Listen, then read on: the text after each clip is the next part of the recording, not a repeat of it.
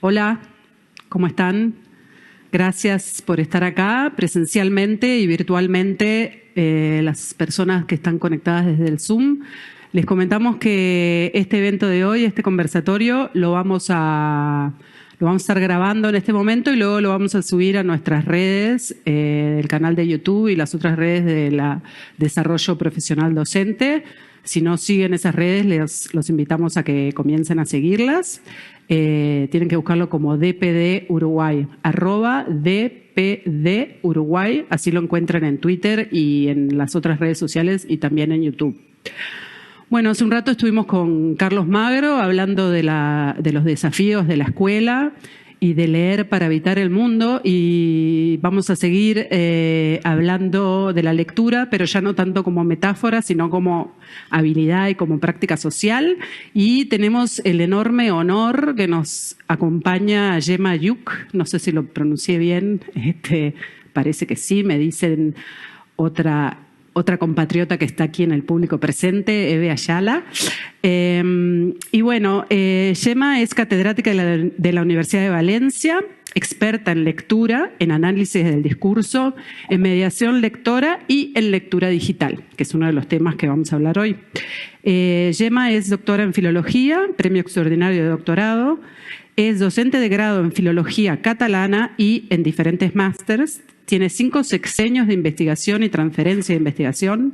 Ha publicado más de 100 trabajos de investigación, artículos, capítulos de libros y monografías, y tiene publicado más de 17 libros. Su último libro, Leer pantalla, ahora me vas a corregir, Gemma, por el título, Lectura, pantalla y libro, no. Papel, no libro. Lo tenemos en digital en Biblioteca País, así que los invitamos a leerlo en nuestra gran biblioteca. Muchas gracias, Gemma, y muchísimo gusto y honor que estés compartiendo estas jornadas con nosotros. Gracias a vosotros. Tengo retorno, no sé si ahora ya no. No, que os decía que muchísimas gracias a vosotros por invitarme. Es un placer estar ahí, estar trabajando con vosotros, y espero que lo podamos continuar haciendo. Como me comentaste en los diferentes correos electrónicos que hemos intercambiado, vamos a hablar del tema que aparece en el título, del libro a la pantalla, viendo que esto es mucho más que un cambio de formato, que ha cambiado nuestros hábitos, pero también ha cambiado los textos y ha cambiado la forma de leer, ha cambiado la forma de relacionarnos con la lectura y el sistema literario. Como tenemos poco tiempo, lo que yo os voy a mostrar no será en profundidad, sino quiero hacer como unos pantallazos de algunos temas que son fundamentales. Yo me basaré. Siempre me gusta últimamente cuando empiezo una conferencia de estas, un conversatorio, dejar claro de dónde parto. Obviamente detrás hay muchas más lecturas. Cuando hablamos, cada uno de nosotros, detrás de nosotros hay informes, hay lecturas. Pero hay como unas lecturas que yo recomendaría para más adelante. Una es esta, que es la de las últimas que hemos sacado, Análisis de narrativas infantiles y juveniles. Otra es este dossier, es un informe más que un libro, que lo podéis encontrar en CERLAL, que se puede bajar gratuitamente. Y luego son estos 2 libros, Darle a la lengua, que es toda una reflexión sobre cómo enseñar lengua y literatura en la escuela, y el que comentabas antes, Lectura, papel, pantalla, que es el último libro que he publicado y en el que me basaré buena parte de lo que hoy diré. Tengo unos 40 minutos, según me indicasteis, y me gusta ser muy estricta con los tiempos para dar tiempo luego a vuestras preguntas, sugerencias o propuestas. La historia de los formatos es mucho más antigua que cuando hablamos de un ebook o cuando hablamos de leer en un smartphone. Esto es mucho más antiguo.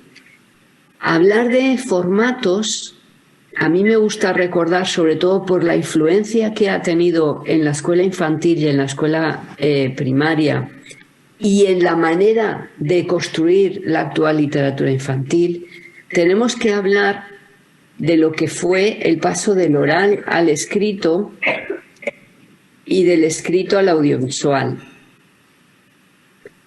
En este sentido, es muy importante recordar cómo el gran cambio que significó Disney para la tradición oral.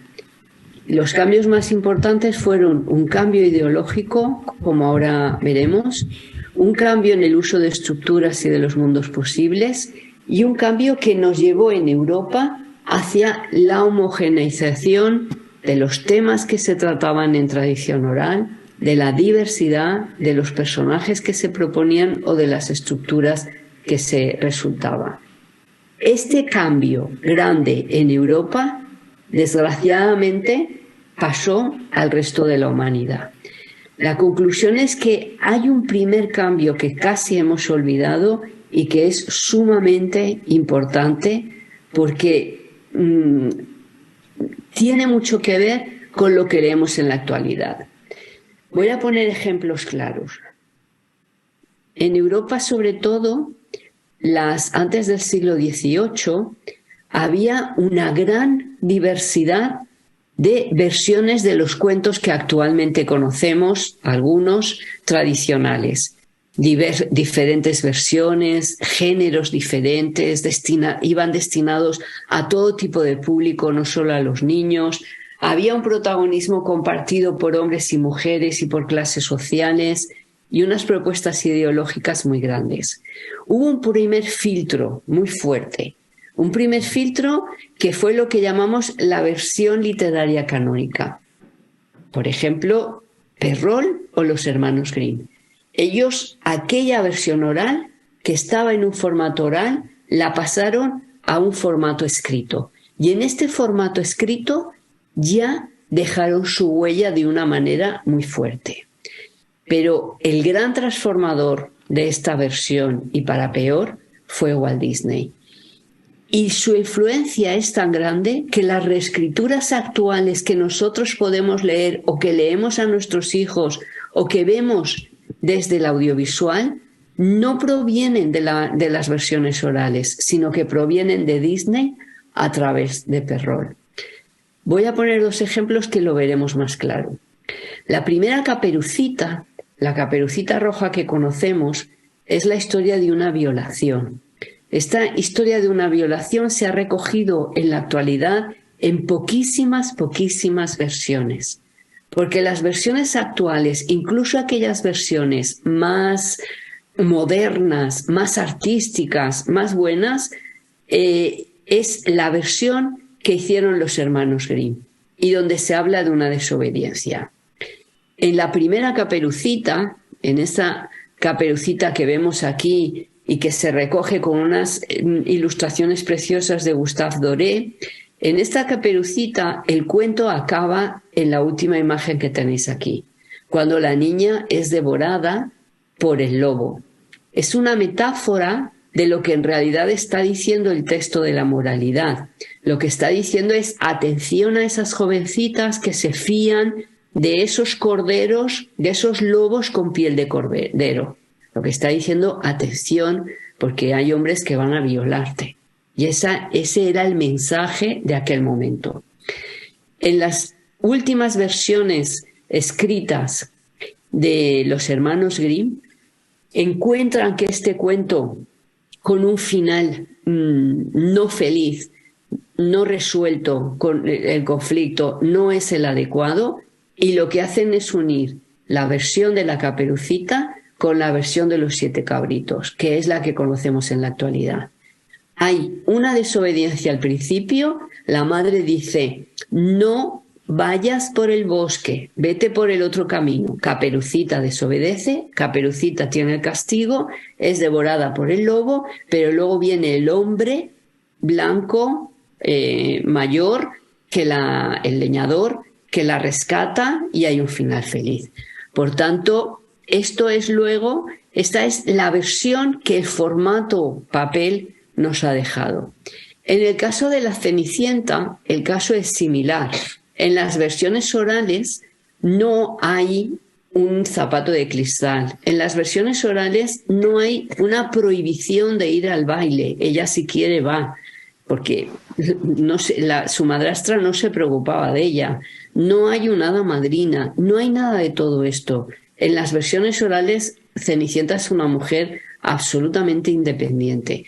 Incluso cuando estas versiones orales han pasado al formato papel por los diferentes recopiladores, el formato papel mantiene esta independencia de la protagonista, de irse del baile cuando ella quiere. Solo hay una versión en papel, que es la de Charles Perrault, que incluye estos elementos. Y justamente Walt Disney, cuando hace la versión para el mundo, lo que hace es mantener esta protagonista castrada, esta protagonista que no tiene libertad para irse del baile cuando quiere, que depende de una hada madrina, etcétera, etcétera.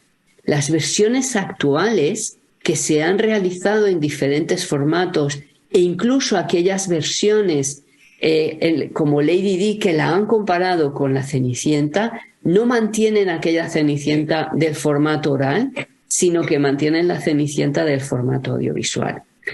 He querido poner este ejemplo porque en la actualidad continúa siendo muy importante la influencia que tiene el formato audiovisual en nuestras elecciones de lectura. Yo no sé si en Uruguay, en secundaria, ha pasado esto. Os contaré. Aquí en España sucedió un ejemplo clarísimo. Cuando se ponen de moda las novelas de Crepúsculo, que los chicos devoran y las chicas, sobre todo adolescentes, devoran, pero vamos, en 2 segundos, en las escuelas intentan aquello de la pasarela, de la novela juvenil a la novela más canónica. Y les hacen la propuesta de Drácula. En la gran mayoría, los chicos que leían y las chicas Crepúsculo no pasaban a la lectura de Drácula. ¿Por qué? Porque el formato de estas novelas no dialoga con el formato de la literatura canónica, dialoga con el formato audiovisual, de Buffy o de Ángel, series absolutamente canónicas que aunque el lector no ha visto, se ha acostumbrado al ritmo narrativo, al tipo de personaje que presenta, etc. Lo que quiero decir es que en este caso el paso de Crepúsculo no se realiza a Drácula. El paso de Crepúsculo se realiza a relatos que son similares, sobre todo en algo, en que imitan en la manera de escribir la manera del audiovisual. Es un tipo de lectura que llamamos lectura para mirar, no lectura para leer. Por tanto, en este tipo de libro, el formato audiovisual es el que influye muchísimo a la hora de crearlos. De hecho, buena parte de estos libros audiovisuales están escritos por personas, mayoritariamente mujeres, cuyo oficio es ser guionistas de series de televisión, no de películas, sino de series de televisión, que controlan los ritmos narrativos del audiovisual, que controlan los diálogos, que controlan esa manera de escribir que te permite mirar a través de las palabras. Os decía que me gustaba empezar el tema de los formatos por aquí, porque muchas veces los pensamos solos en leer en un iPad, leer virtual, leer o buscar información.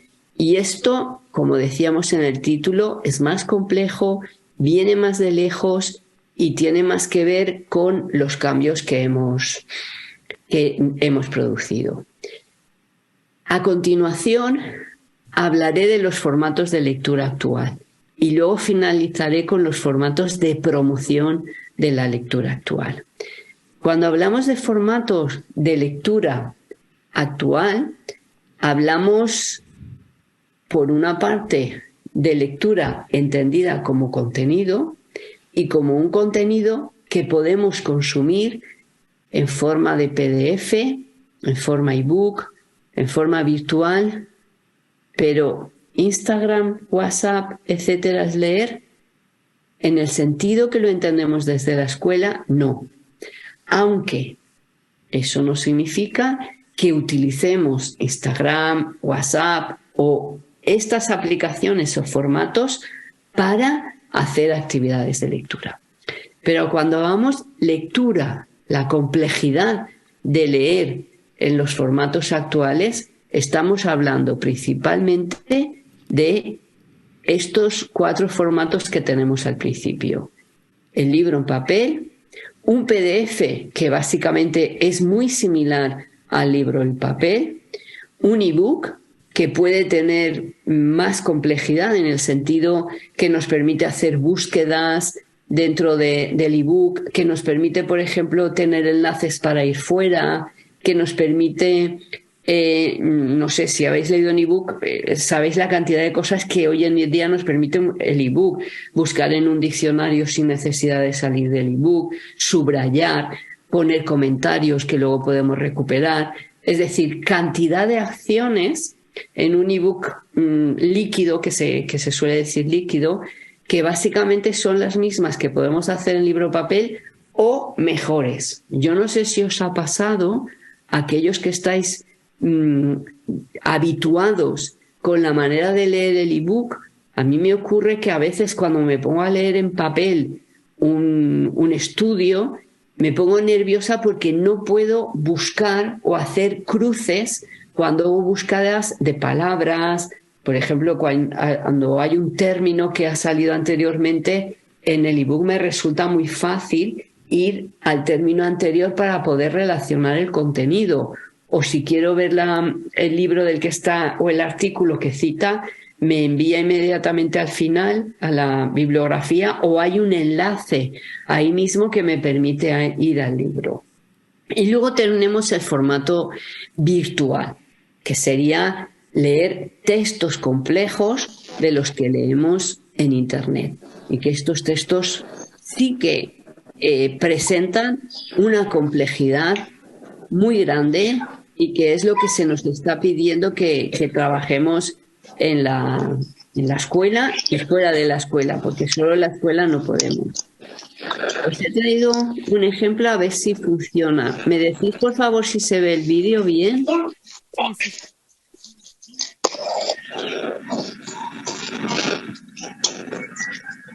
¿Qué había hecho? Érase una vez una adorable niña. Su encantadora abuelita le había hecho una capa con una caperuza de color rojo para poder ver a su nieta cada vez que venía a visitarla. La niña siempre la llevaba puesta y todos la llamaban Caperucita Roja.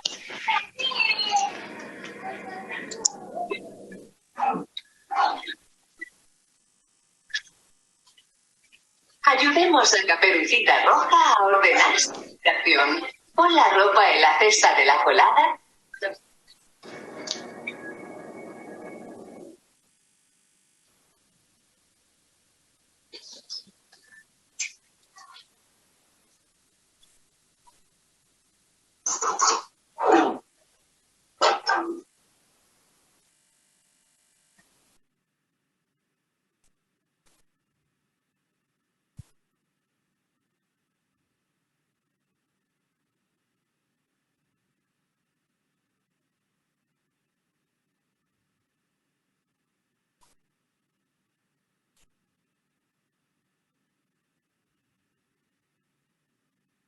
Caperucita, tu habitación está reluciente.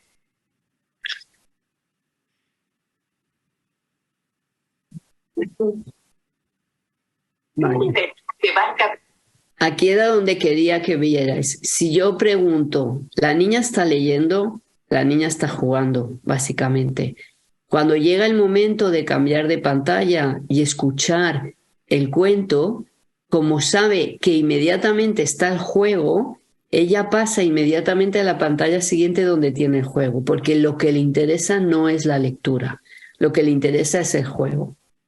Quiero decir que todas las aplicaciones de lectura que plantea cuentos infantiles a los niños son así. No, hay muchas aplicaciones de lectura muy buenas que no hacen este tipo de propuesta, que son propuestas de juego, y si queremos decir que leen, la verdad es que no está leyendo, está jugando, que no pasa nada, pero simplemente en un espacio como la escuela es importante saber qué es lo que hacen con un aparato un niño o una niña.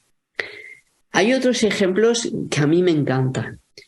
¿Recordáis cuando en la Segunda Guerra Mundial el diario de Ana Frank, que es el diario de una niña judía que estuvo encerrada y que escribió aquello que sintió durante la ocupación nazi en la ciudad donde vivía? Es sumamente interesante leer este diario de esta niña. ¿Qué ocurre en la actualidad?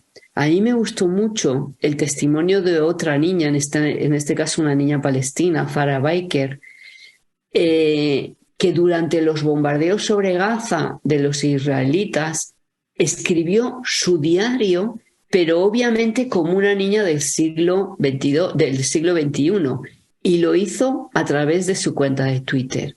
Y obviamente en su cuenta de Twitter lo que hizo fue escribir a la manera de una niña del siglo XXI.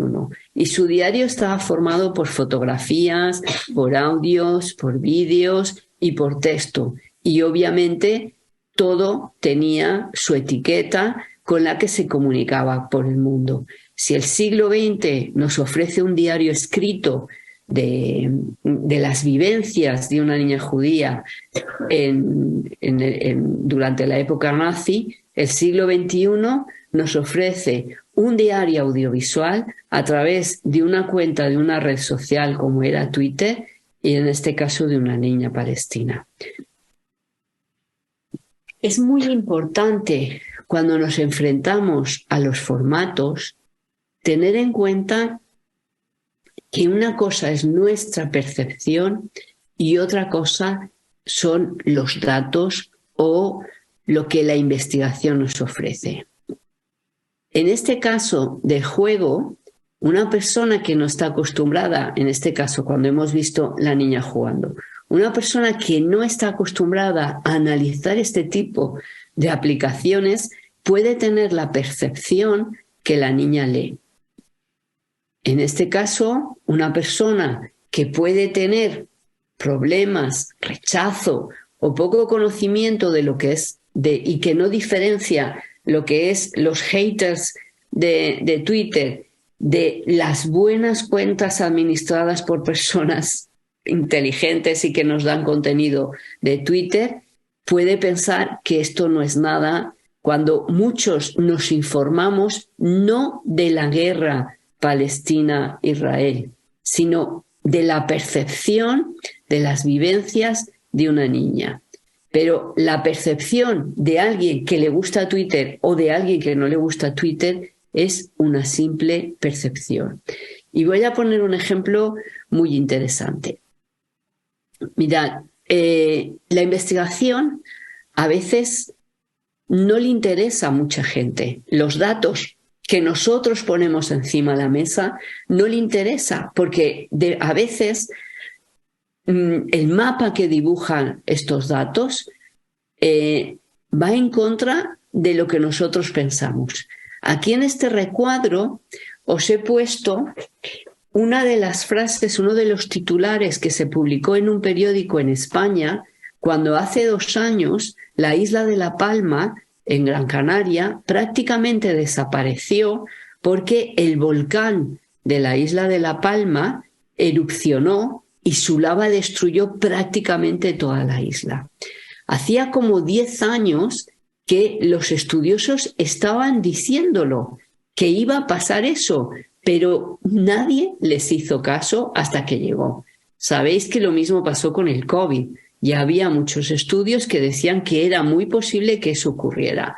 Por lo tanto, ese sesgo que tenemos de querer preservar lo que nosotros creemos, a veces nos lleva por un camino que no es el adecuado. Es lo que llamamos la percepción. Y os voy a poner un ejemplo nuestro, que nuestras prácticas hacen que mejoren la educación de los niños, pero la percepción que el maestro tiene sobre su trabajo no es esa. En Portugal se puso en marcha el Plan Nacional de Portugal del 2006 al 2011, un plan magnífico que tenía como centro las escuelas y la mejora de las habilidades de la lectura de los escolares. Los investigadores, en el artículo de Costa 2015, estaban convencidos, sabían porque tenían una serie de datos, que el plan no solo había hecho, es decir, las buenas políticas de lectura no solo habían hecho que los chicos, los adolescentes, leyeran más, sino que además había mejorado las habilidades de lectura de estos estudiantes y, consecuentemente, los resultados escolares. Pero se les hizo una serie de entrevistas a los profesores y los profesores dijeron que sí que tuvo impacto el plan en prácticas de lectura, pero que no, que los chicos no eran mejores, que no habían mejorado, etc. La realidad, la investigación, el estudio, paradójicamente, mostraba que sí habían mejorado. Los datos de PISA del 2009 al 2012 mostraron una mejora muy significativa en el rendimiento de la lectura de estos estudiantes, que los situaban de estar en la cola de la OCDE a estar en la media. ¿Qué significa? Que a veces la percepción que nosotros tenemos sobre lo que ocurre en el aula o lo que ocurre con la lectura o con la vida, como hemos visto antes, no va de acuerdo con los datos y que siempre tenemos que leer investigación y que siempre es necesario conocer informes, estudios. Otro ejemplo que nos ha hecho mucho daño es aquel término de nativos digitales que Prensky, un investigador norteamericano, puso de moda en 2001. Según él, en aquel momento dijo que la generación que había nacido con la tecnología era muy buena digitalmente. Estudios que se están realizando desde hace 6 años demuestran que no es así, que estos chicos tienen serias dificultades para comprender, serias dificultades para manejar la lectura en entornos virtuales. Serias dificultades. Pero es que además esto se ha llevado a cabo con estudiantes de primero, segundo y tercer año de universidad, de los grados universitarios. Y tienen dificultades, serias dificultades. ¿Eso por qué? ¿De dónde viene? Por una realidad que es palpable. La lectura en libro en papel y la lectura virtual tiene unas diferencias importantes que hacen que necesitemos un entrenamiento específico para aprender a leer en virtual. Los límites en el libro en papel están claramente definidos. Son fijos, no se mueven y son claros. En el caso de la lectura virtual no es así. Nosotros entramos en un sitio web y lo que hoy hemos leído mañana ya no está y ha cambiado. Decimos que los límites no son fijos porque no tenemos solo el texto escrito, hay como planos, porque hay un enlace que nos lleva a otro sitio, ese enlace nos lleva a otro sitio, etc. Por tanto, es variable. Por eso decimos que la lectura no es secuencial. No ocurre como cuando leemos un libro que está capítulo 1, capítulo 2, capítulo 3, apartado 3.1, apartado 3.2, un índice al principio, etc. Eso no ocurre con la lectura virtual. Lo que llamamos, por ejemplo, los mapas de los sitios web, que tendrían que estar al principio del sitio web y tendrían que ser muy claros para saber dónde buscar en todo ese sitio, no son buenos. Hay que mejorarlos y además aparecen al final y la gran mayoría de nuestros estudiantes no saben leerlo.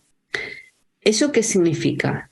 que si el libro de papel ya tiene una estructura clara del texto, en la lectura virtual quien lee se tiene que hacer una representación mental de aquello que está leyendo. Es decir, yo estoy leyendo A, si entro en un enlace y me voy a uno, luego tengo que volver a B, etc. Y luego tenemos el tema de la fiabilidad, que durante la pandemia hemos visto que es uno de los temas más difíciles que como sociedades democráticas nos estamos enfrentando. El libro de papel se publica en una serie de editoriales que con el tiempo estas editoriales tienen un crédito, una fiabilidad. Es decir, nosotros sabemos que si compramos en una editorial conocida y con un cierto prestigio, hay una serie de personas que se encargan que aquel contenido que se publica en esa editorial esté contrastado, etcétera, etcétera. Pero, ¿cómo reconocemos la fiabilidad de un sitio web? ¿Cómo sabemos si ponemos a buscar una información a determinadas estudiantes o personas adultas que aquello que buscan es fiable? Hay notables dificultades para encontrarlo. Y la pandemia ha hecho como ver nuestras vergüenzas, que muchos escritores lo expresaban con esta metáfora.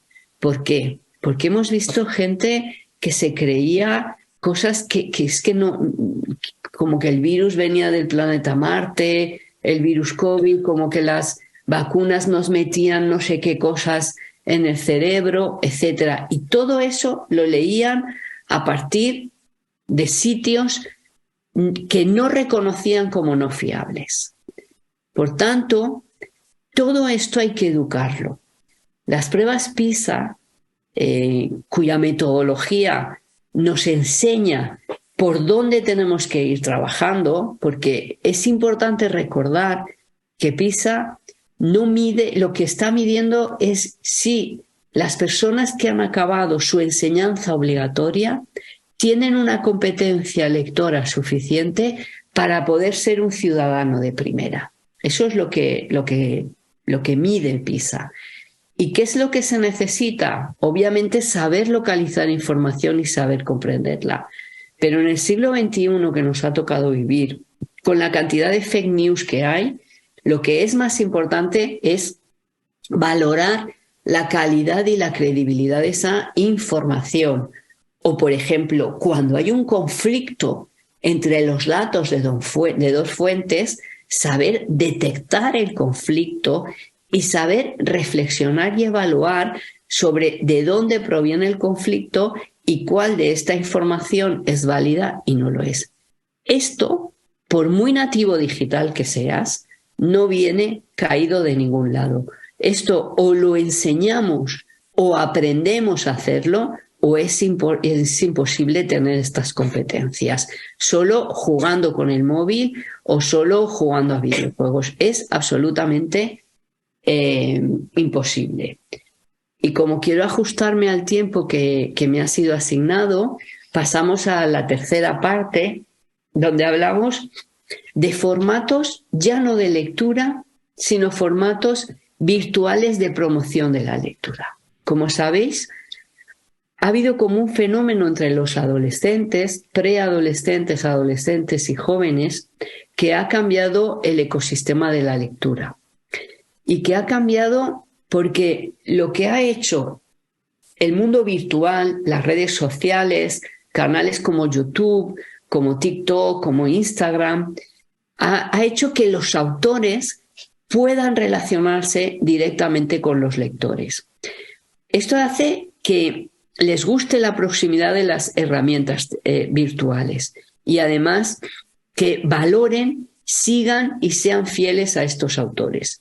Las editoriales, sobre todo, triunfan entre este público aquellas que han sido capaces de crear comunidades virtuales de lectores que se transforman en compradores y que, por tanto, han sabido usar las herramientas virtuales para comunicarse con los lectores. Y los lectores han han evolucionado de lectores a prescriptores y de prescriptores a lectores. Y todo esto lo han hecho ajenos a nosotros, a los mediadores, ajenos a las instituciones. ¿Esto es bueno o malo? No es ni bueno ni malo. En principio es mi función como investigadora es dar los datos y luego en cada espacio mostraremos si esto nos beneficia o si tiene problemas. Hemos visto, por ejemplo, movimientos muy interesantes. En 2012, recordáis que se estrenó la última película de Harry Potter y se puso en marcha un hashtag, una etiqueta que era Gracias Rowling. Durante un periodo largo de 3 o 4 meses, los lectores de todo el mundo empezaron a compartir tweets, mayoritariamente tweets, en los que les daban las gracias a la creadora de Harry Potter por ese espacio que había creado. Fue muy bonito leer la relación que miles y miles de adolescentes tenían con la saga Harry Potter gracias a esta iniciativa, que no podemos saber si fue de un lector o fue una iniciativa institucional. Cuando digo institucional, de la editorial, de la prensa, de quien lleva la prensa, de la autora, etcétera. Da igual. No estamos analizando eso. Estamos analizando los mensajes que se intercambiaron. Cuando hablamos de los prescriptores de lectura, hay personas que dicen, ellos son los buenos, los maestros son los malos. Otras, los maestros son los buenos, ellos son los malos. Ni una cosa ni otra. A mí me gustó mucho cuando estaba analizando estas cuestiones lo que Burke, que es un historiador de la ciencia, cuando hablaba de la institucionalización del conocimiento. Y esto lo pasé a la lectura. Él dice que el conocimiento a lo largo de los siglos siempre se ha construido gracias a la unión de lo que él llama francotiradores o aficionados, que serían todos estos chicos de youtubers, de instagrames, los book influencers, enfrente o con los integrados o profesionales, que seríamos nosotros, la academia. Porque nosotros podemos representar así a grandes rasgos lo que es la rutina frente a ellos que representan la innovación. O nosotros tenemos el conocimiento oficial con ellos que tienen el conocimiento oficioso. De cualquier manera, yo recomiendo hablar con ellos y trabajar con ellos. Yo lo he hecho, he trabajado mucho con Javier Ruescas, he trabajado sobre todo con Sebas, el coleccionista de mundos, y yo he aprendido mucho. Él dice que también ha aprendido de mí. Hemos aprendido mutuamente y yo creo que es así como construimos conocimiento. Este es un fenómeno ya viejo, ¿eh? Viejo porque 2003 en Internet es viejo, es en otro momento de nuestras vidas. En 2003 en España se pone en marcha el foro de la escritora Laura Gallego, en el que participaron muchos lectores de América. Allí fue el primer sitio donde ellos se hicieron mayores. Sebas era demasiado pequeño y no entró ahí, pero Javier aprendió. Javier me decía que su escuela en las redes fue los foros de Laura Gallego. En el 2006 se inician en España los primeros blogs sobre lectura. Fueron los primeros blogs sobre lectura de los profesores. Eran blogs en los que compartían experiencias colaborativas sobre cómo leer el Quijote y además todas las actividades que hacían con los chicos las compartían a partir de estos blogs. Un año más tarde se inician los primeros blogs de los lectores adolescentes. Y en el 2011 los canales de YouTube que recomiendan libros. Y más tarde llegó Instagram y llegó TikTok. He tachado aquí Goodreads en el 2007, que aparece Goodreads, y en el 2013 que lo compra Amazon. Porque Goodreads es una trampa para robarnos datos. Y yo siempre comento en todas las charlas que no hay que dejar datos ahí, hay que intentar generar plataformas nuestras donde dejar nuestros datos de lectura, donde compartir nuestras lecturas, pero entre nosotros. Bueno, como me disteis 40 minutos, no quiero pasarme más y quiero quedarme aquí con estas pinceladas que hemos dado a los formatos de lectura. Formatos de lectura, a mí no me gusta decir los antecedentes, sino como esa primera fase del formato oral al formato escrito y del formato escrito al audiovisual, que todavía hoy nos influye. Luego, ver esas diferencias notables de la lectura en pantalla con la lectura en el libro, y que nos lleva a reflexionar sobre la cantidad de trabajo y de prácticas que tenemos que hacer para que nuestros alumnos sean competentes leyendo en esos espacios. Y finalmente, no quería dejar a un lado lo que es la promoción de la lectura virtual y la gran oportunidad que desde hace prácticamente en el siglo XXI, que ha sido poder compartir nuestras lecturas, poder compartir nuestros gustos, poder compartir los autores y nuestros deseos en las diferentes plataformas de Internet. Y ahora es vuestro tiempo y espero con ganas vuestras preguntas y vuestras sugerencias. Voy a dejar de compartir para poder veros. Perfecto. Muchísimas gracias, Gema, y gracias por la puntualidad. Estoy segura que tenemos muchas personas que quieren hacer preguntas presencialmente o por el chat de Zoom. Les recuerdo que esto lo grabamos y lo vamos a subir al canal de Desarrollo Profesional Docente. Pero bueno, quería leer unos comentarios del chat que me sirven para iniciar una de las primeras preguntas que también había anotado yo. Dice Ana Laura de Peña: buenos días, solo destacar la importancia que muy claro deja Gema sobre el saber leer en libro papel y la enorme diferencia de leer en la virtualidad. Un poco después continúa Ana Laura: considero que muchos no estamos lo suficientemente preparados para leer en la virtualidad. Personalmente me identifico en lo que cuesta aprender a leer en la virtualidad. Y es un poco, voy a unir este comentario de Ana Laura con una de las cuestiones que, ya que nuestro público es principalmente de docentes o estudiantes de formación docente, queríamos, aunado a lo que dice Ana Laura, quería preguntarte, Gema, que desde la investigación y desde tu experiencia también en la práctica, ¿cómo podemos profundizar desde las aulas en el acompañamiento para que la lectura digital o la lectura virtual, como la llaman algunos, logre los mismos niveles de profundidad que se puede lograr con el libro en papel, ¿no? Yo creo que esto es estamos aprendiendo todos a la vez. De hecho, yo en el grupo de investigación en el que estoy, que es Edilectura, llevamos 11 años trabajando juntos. La gran mayoría del grupo son psicólogos que trabajan temas de comprensión lectora y, por ejemplo, están midiendo la comprensión lectora en pantalla, en tabletas, en papel.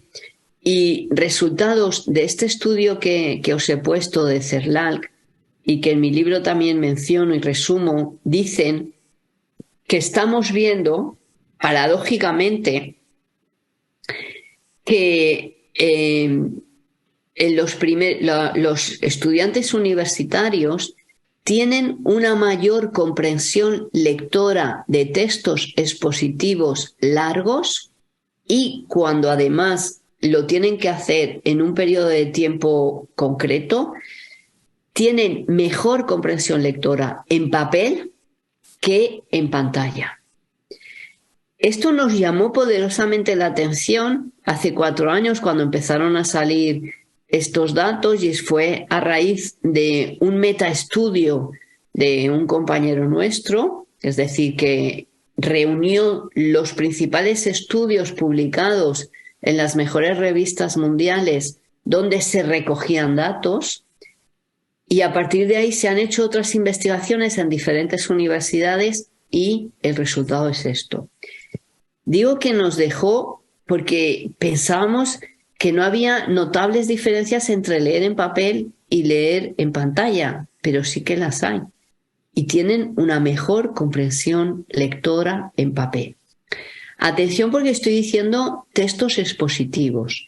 En el caso de textos narrativos, en principio, con lo que sabemos hoy, no hay una gran diferencia entre leer en papel y leer en pantalla. Me vais a decir, eso es porque a lo mejor son chicos que no estaban mucho en Internet y no han leído Internet. Otro dato que nos llamó la atención, no señor.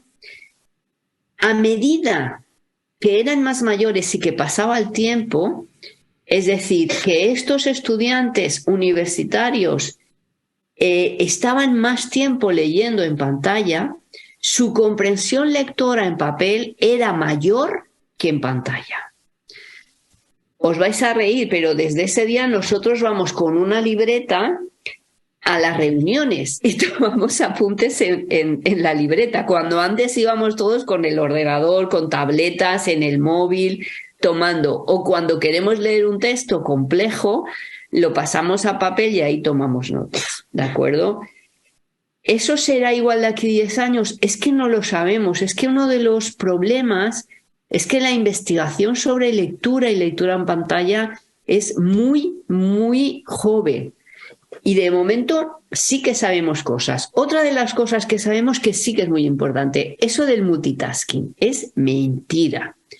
Cuando una persona está leyendo y está haciendo otra cosa, mirando el celular, consultando el Instagram o el TikTok, incluso escuchando música, su concentración no es mejor que si no hace nada más que leer. Hay que dejar el número... Ay, perdón, pensaba que era un mensaje para mí de esto. Por lo tanto, a tu pregunta, que me he enrollado mucho, ¿qué podemos hacer? Estrategia, sí. La estrategia primera es convencerles de que no pueden estar haciendo dos cosas a la vez. Cuando están leyendo un texto complejo, hay que estar leyendo un texto complejo. Sí que sabemos, por ejemplo, que también es importante que cuando se lee un texto complejo, por ejemplo, que se resuma lo que se está viendo. Sí que podemos enseñar a diferenciar un sitio web que es fiable de un sitio web que no es fiable. Por ejemplo, obviamente un sitio web de la Organización Mundial de la Salud es mucho más fiable que cualquier otro sitio que publica cualquier persona. Entonces, esta es la fiabilidad de las páginas web donde se lee, saber hacerse mapas mentales para no perderse a medida que van entrando los enlaces, etc. Son una serie de estrategias que nos pueden ir bien. Yo recomiendo leer la metodología de PISA, que es una metodología sumamente necesaria y aunque lo que hace es evaluar competencias lectoras, sí que nos enfrenta a la dificultad de la comprensión y qué tipo de prácticas podemos realizar. Bueno, no sé si alguien en la audiencia presencial tiene alguna pregunta que quiera plantearle a Gema, aprovechar la oportunidad de tenerla acá directamente. Bueno, mientras siguen pensando, tenemos en el chat virtual, Paola Guiay comenta, los diferentes formatos multimodales atienden a la diversidad. Los docentes debemos tener en claro las virtudes de cada uno para poder lograr verdaderos aprendizajes en los alumnos. Para atender el DUA, Diseño Universal de Aprendizaje, estos diferentes formatos son un recurso fundamental. Acá creo que está haciendo referencia a las ventajas de los e-book, por ejemplo, el texto líquido y todos los elementos que aportan a nivel de accesibilidad a la información, ¿no? Sí, es que es difícil. Mira, yo creo que es lo que estáis haciendo vosotros. Necesitamos mucha formación e ir de la mano de la investigación que se realiza en las universidades, que colegios y universidades vayamos juntos. En España, con la pandemia y antes de la pandemia, se llenaron las aulas de ordenadores, de celulares, de tabletas, sobre todo para aquellos niños que tenían dificultades, que todos los niños tuvieran una tableta para que no tuvieran ningún problema, pero no se ha evaluado si eso ha funcionado bien o mal. Sabremos si lo que hacemos está bien o mal si evaluamos lo que hacemos bien o mal. Aquí hay una comunidad autónoma que es Extremadura, que tiene un plan fantástico de una biblioteca virtual para toda la comunidad educativa. Es decir, tienen libros para los estudiantes, libros y materiales para los estudiantes, para los profesores y para los padres, para las familias. Y pueden acceder a partir de una tableta. Pero continuamente van evaluando qué es lo que se lee, qué es lo que se visita, hasta dónde se quedan, cuestiones de estas. Ese formato también les permite tener clubs de lectura virtuales en los que pueden participar familias, etc. Y también están en proceso de evaluación. Esas evaluaciones son las que nos van dando pistas sobre si aquello que realizamos tiene buenos resultados o no lo tiene. Es lo que comentaba en la charla. Las percepciones están bien para nosotros, pero las percepciones no son útiles para saber si lo que hacemos funciona o no funciona. Cuando habláis de dificultades, es obvio, tenemos muchas dificultades porque estamos en un mundo absolutamente cambiante que permite que en el invierno de Valencia, en un día horrible como hoy que está haciendo aquí, y que yo desde mi casa pueda estar charlando con vosotros en el verano de Uruguay con personas a las que la mayoría de vosotros no conozco. Eso hace 15 años era prácticamente imposible. Avanzamos muchísimo y los docentes, aquellos que nos dedicamos a la educación, y sobre todo en el tema de lectura, que es un tema que está cambiando tanto, lo tenemos duro. Pero para eso estamos todos juntos, para apoyarnos y para saber y aprender. Nos quedan algunos minutos, entonces voy a tratar de fusionar preguntas, comentarios y todo en una misma disparador para hacer tu última intervención, Gemma. Y es un poco lo que al inicio hablabas de Disney, de Caperucita Roja, y también hablas de las reescrituras actuales, ¿no? Que no han tenido tanto peso como Disney. También hablaste de los prosumidores, ¿no? De los jóvenes, cómo se apropian y tienen sus propios canales, ya sea en TikTok, que desde ahí ellos recomiendan lecturas, en Instagram, en YouTube, en todas las redes sociales hay algún tipo de formato donde los jóvenes promocionan lo que a ellos les gusta, ¿no? Entonces, ¿cuál es la importancia? Y acá me uno con una pregunta que hace en el chat Luis Barale, que dice, ¿cómo podemos motivar a los alumnos que no están acostumbrados a hacerlo a que accedan a la lectura de textos complejos? Entonces, uniendo esto, ¿cuál es la importancia de conectar con los intereses de los jóvenes? Porque si uno va a TikTok y todo eso, lo que recomiendan los jóvenes es mucho literatura juvenil, muchos escritos en el propio Wattpad, ¿no? En la red social Wattpad. Sí. No recomiendan los clásicos, digamos, lo oficial, ¿no? que la escuela suele promover. Entonces, aparte de redes sociales y aparte de conectar con sus gustos, ¿qué otras estrategias podemos usar para la mediación de la lectura en el presente?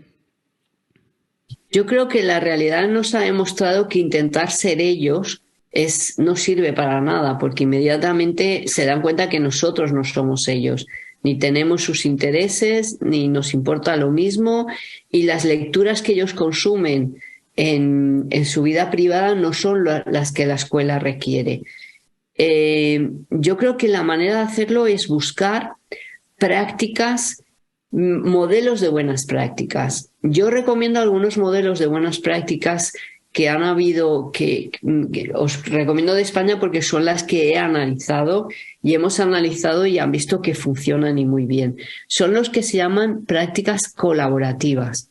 Prácticas colaborativas que han permitido que alumnos de primaria y de secundaria leyeran el verbo leer entendido de diferente forma, disfrutaran con diferentes partes del Quijote, de la Celestina, del Quevedo, de la generación del 27, de maneras diferentes. Ha sido un grupo de profesores, 7 u 8 profesores, que han puesto en marcha estas maravillosas prácticas colaborativas y en las que lo que han hecho ha sido construir una comunidad de lectores. Yo creo que en este sentido se requiere un trabajo en equipo, tener muy claro qué tipo de lectura queremos que ellos vivan, porque no se trata de dar un libro y que lo lean en casa, sino de disfrutarlo o de disfrutarlo básicamente. Hace 2 semanas tuvimos aquí unas jornadas y llevamos a una serie de profesores que tenían unos modelos de buenas prácticas maravillosos en este sentido. Lo de los clubs de lectura virtuales que os he comentado, les encantaba leer en conjunto. El club de lectura es algo que funciona muy bien y que las maneras de llevar un club de lectura las conoceréis de sobra y hay diferentes formas que funcionan. Por ejemplo, aquí en primaria, unos clubs de lectura que están funcionando muy bien es con el Lazarillo de Tormes, obviamente con adaptaciones del Lazarillo de Tormes, en el que cada semana leen un capítulo y luego entre todos simplemente lo único que tienen que hacer es decir aquello que les ha llamado la atención. Y las cosas del Lazarillo de Tormes que llamaban la atención es, asistía uno con niños de 9 y 10 años y decían, ¿pero por qué no llaman a la policía? El niño tiene que ir a la policía porque no se puede pegar a un niño. Y todo esto servía para reflexionar con ellos y cómo en momentos históricos como el de Lazarillo de Tormes los niños no tenían ningún tipo de derechos. O cuando decían, ¿y por qué no van a la casa de caridad a pedir comida allí? O si no, que vayan y que lo adopten. Porque ellos reflejaban su mundo actual y se preguntaban cosas sobre el texto. Y eso también es vivir la lectura. Vivir la lectura no es llevarte un libro a casa y leerlo, como ya sabemos, sino es disfrutarlo, es vivirlo, es aprender de los mundos que ese libro te propone. Excelente. Bueno, ahora vamos a continuar. Los invitamos vamos a continuar hablando de esto porque a la 1:30 viene una tertulia que tenemos a 3 representantes del sistema educativo uruguayo que trabajan en mediación de la lectura y vamos a seguir profundizando en este tema. Entonces, los invitamos a los que están acá a quedarse, a los que no están a venir. Y a Gemma luego le vamos a compartir la grabación. Eso vamos a grabarlo y lo vamos a subir a nuestras redes sociales. Así que luego, Gemma, te lo compartimos para que estés también al tanto para tus investigaciones académicas, para que sepas qué estamos haciendo en Uruguay desde la mediación lectora, desde los distintos sistemas, el MEC, la NEP y también desde Ceibal. Y agradecerte enormemente, Gemma, por tu tiempo y tu enorme disponibilidad y tus ricos comentarios. Recordarles a todos que en Biblioteca País tenemos los libros de Gemma.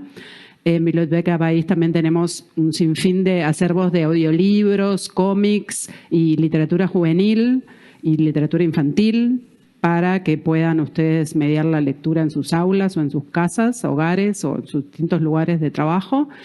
Y recordarles a todos que los invitamos al hall del LATU. Ahí, Gemma, lamentablemente no nos vas a poder acompañar, pero bueno, en el hall del LATU tenemos distintos stands para que conozcan los distintos proyectos de Ceibal y distintas áreas que trabajamos y para que también socialicen y conozcan a todos los docentes que han venido a lo largo y ancho de Uruguay y de Argentina y de Brasil. Así que te agradecemos muchísimo, Gemma, y seguimos en contacto para que nos compartas esa presentación, que seguro van a querer compartirla en el enlace de la grabación. Y por ahora nada más, ningún comentario. Bueno, entonces vamos a descansar un poco, ir al hall, almorzar y luego seguimos en la tarde, 1:30 los esperamos. Muchas gracias.